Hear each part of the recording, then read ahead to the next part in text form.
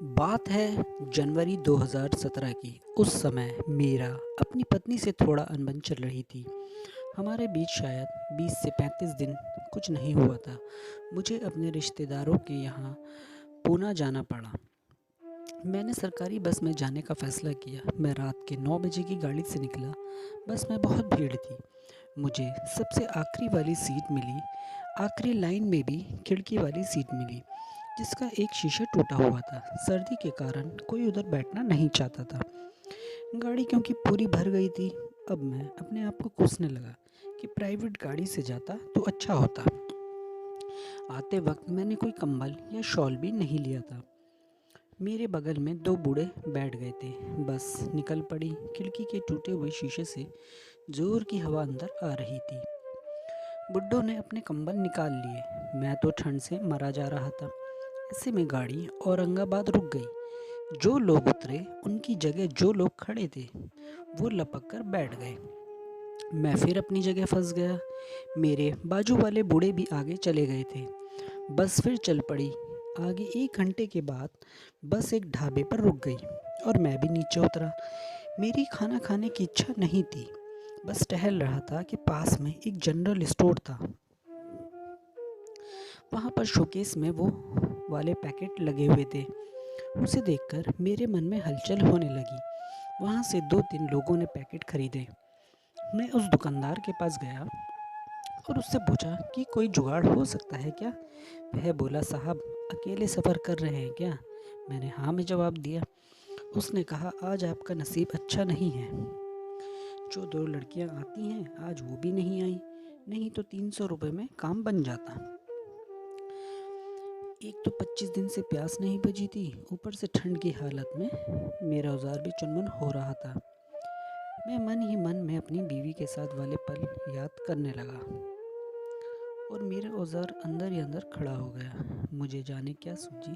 सोचा कि बस मैं ही हाथ से मारूंगा। मैंने उसके यहाँ से एक बड़ी गर्म शॉल ली और बस में आ गया। बस अब चलने लगी थी। सिर्फ पीछे वाली लाइन में मैं अकेला था, जबकि आगे पूरी बस भरी हुई थी। आधे घंटे बाद सारे लोग सो गए।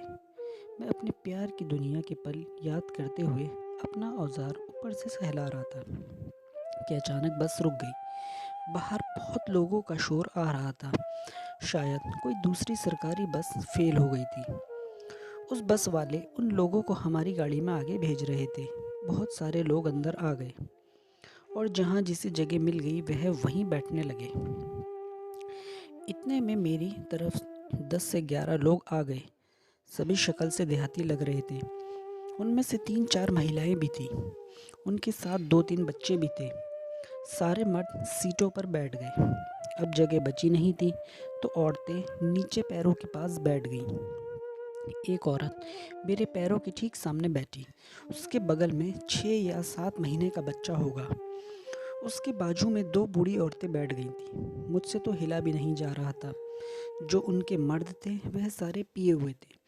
बहुत बास आ रही थी। मेरे मन को बहुत बुरा लगा कि मर्द होकर खुद सीट पर बैठ गए और बूढ़ी और जवान औरतों को नीचे बिठा दिया। इन सब में मेरा ध्यान अब मेरे सामने बैठी औरत पर गया। शायद 23 या 24 साल की देहाती औरत थी। उसका गेहुआ रंग था। उसने मुझे घूरते हुए देख लिया और एक बार अपने मर्दों की तरफ देखा। मैं डर गया और सोने का नाटक करने लगा। बस आगे बढ़ना शुरू हो गई और फिर आगे निकल पड़ी। जोर की ठंड थी और मेरी खिड़की से जोर की हवा आ रही थी। मैंने अपनी शॉल को ऊपर से लपेट लिया। उतने में उस औरत का बच्चा ठंड से रोने लगा। उसने उसके मर्दों की तरफ देखा। सब सो गए थे। दोनों बूढ़ी औरतें भी चिपक कर सो गई थीं। बेचारी के पास ठंड से बचने के लिए कुछ नहीं था। उसने मेरी तरफ देख के बोला, बाबूजी ज़रा खिड़की बंद कर दो, ज़ोर से हवा चल रही है। मेरे बच्चे को ठंड लग रही है। मैंने कहा, खिड़की का कांच टूटा है, खिड़की तो बंद है। उसने ऊपर खिसक कर देखा, जिससे वह मेरे करीब को हो गई।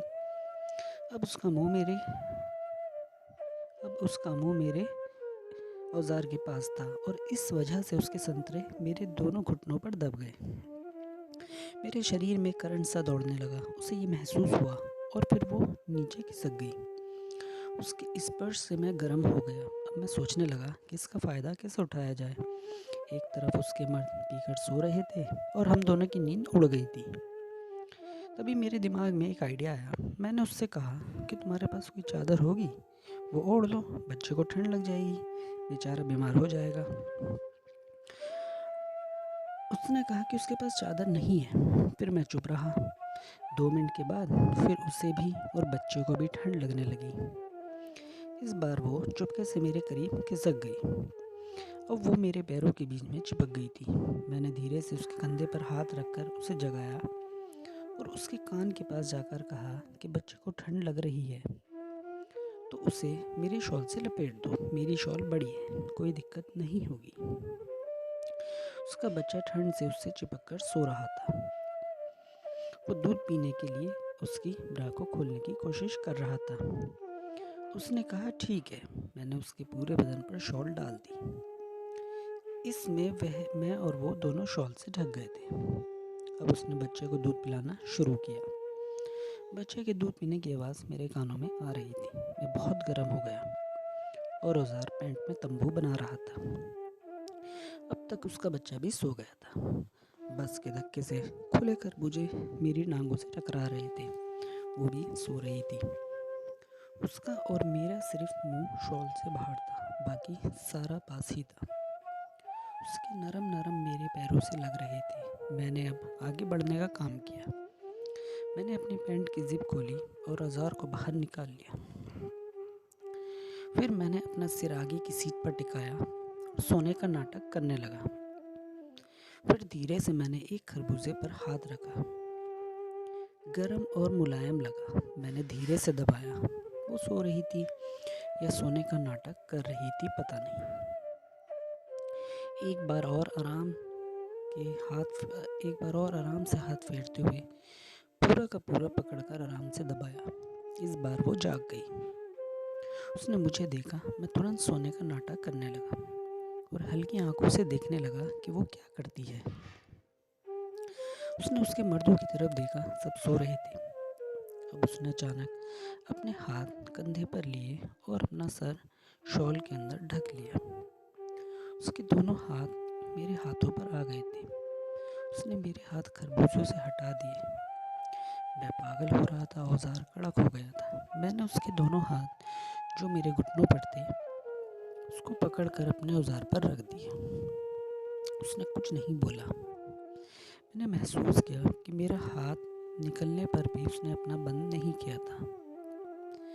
मैं कुछ देर शांत रहा, लेकिन मेरा औजार उछाल मार रहा था। शायद उसे यह महसूस हुआ। उसकी उंगली धीरे से औजार को टच कर गई। मेरी तो जान जा रही थी। मैंने धीरे से अपने दोनों घुटने पास लाने शुरू कर दिए। उससे खरबूजा मेरे घुटनों में दब गए।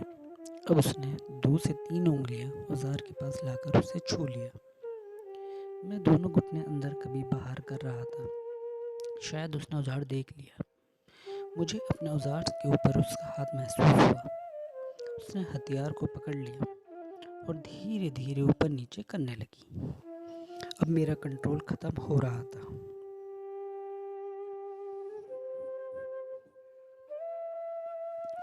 अब मैं कहाँ रुकने वाला था। मैंने अपना सिर फिर से सामने वाली सीट पर लगाया तो औजार उसके मुंह के सामने आ गया। वह समझ गई और उसने औजार को मुंह में भर लिया, क्योंकि मेरी बीवी ने आज तक कभी भी ऐसा नहीं किया था। मैंने भी उससे कभी ज़बरदस्ती नहीं किया था। यह मेरा पहला अनुभव। मैं तो उसके संतरों को दबा रहा था। पूरा निकलकर मेरे हाथ गीले हो और उसके संतरों पर भी चिकनाई आ गई थी। वह तो औजार पर फिदा थी और मैं औजार पर। मैंने उत्तेजना पूरे जुबान पर थी। अचानक वह उठी। उसने अपने मर्दों को देखा। वो खड़ी संतरों पर नहीं था। उस चांदनी की रोशनी में भी मुझे भरपूर गोलाइयाँ दिख रही थी। मैं समझ नहीं पा रहा था कि वो खड़ी क्यों हो गई। फिर एकदम से उसने गुफा को सीधा औजार के निशाने पर रख दिया और मेरे औजार ने भी गुफा की खुदाई का काम करना ज़ोर ज़ोर से शुरू कर दिया। इसी बीच मैं भी डर रहा था कि कहीं कोई उनका मर्द जाग ना जाए, लेकिन मुझे मज़ा भी बहुत आ रहा था। उसने औज़ार को पकड़कर अपनी गुफ़ा की खुदाई का सारा काम खुद ही करने लगी। मुझे तो बहुत ही कम मेहनत करनी पड़ी।